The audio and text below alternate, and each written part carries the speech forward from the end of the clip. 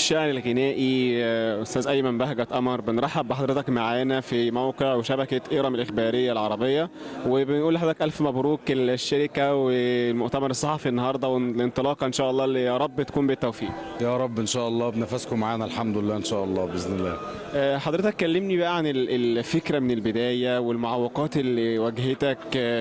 كلامك مع الأعضاء، وعارفين إن الشركة فيها 5 موظفين بس لحد وقتنا هذا، وعملتوا المجهود دوت. هي فيها 5 موظفين بس فيها 10 شركاء بيشتغلوا برضه ما بيهمدوش، وفي بقى كمان زمايلنا الاعضاء اللي معانا اساسا هم بيشتغلوا، يعني هم في حاله انتماء ما شاء الله، ربنا يديمها علينا ان شاء الله. هي دي اللي هتنجحنا.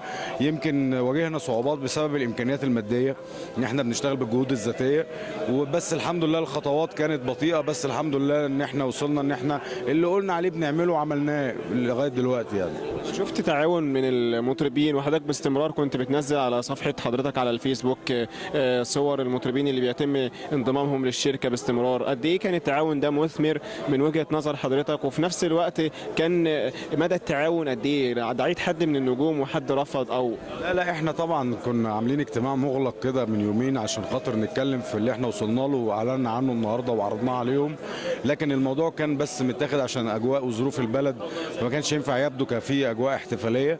لكن كل اللي احنا قلناه النهارده اتفقنا على المطربين عليه معاهم، وقدمناه النهارده ان احنا هنبتدي كاول مكان في الوطن العربي يحصل حقوق اداء علني للمطربين، زي ما كان اول مكان يحصل حقوق الموزعين الموسيقيين. هنبتدي نشتغل على العازفين، هنشتغل على المؤلفين الدراما والمخرجين. فاحنا طول الوقت بيبقى في اجتماعات بينا، ما بنقولش حاجه من دماغنا، بنتفق مع بعض وبعد كده بنعلنها في حاله ترابط جميله ما شاء الله يعني. ايه الكلمة اللي بيطلبها الأستاذ أيمن بهجت قمر من القيادات أو المسؤولين في الدولة بحيث إن الفكرة بتاعته تفضل متطورة باستمرار وفي نجاح؟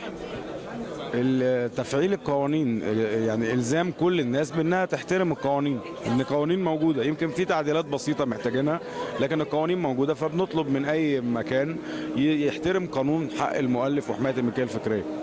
الجديد ان شاء الله بالنسبه لحضرتك سواء كتابه كلمات او تعاون مع المطربين طبعا اللي هي دايما بتكون متميزه، كتابه اغاني وطنيه، بتحضر ليه؟ اغاني الفتره الجايه لشيرين وحماقي وامال ماهر وانغام وهشام عباس ومصطفى قمر ومجموعه كبيره يعني ان شاء الله.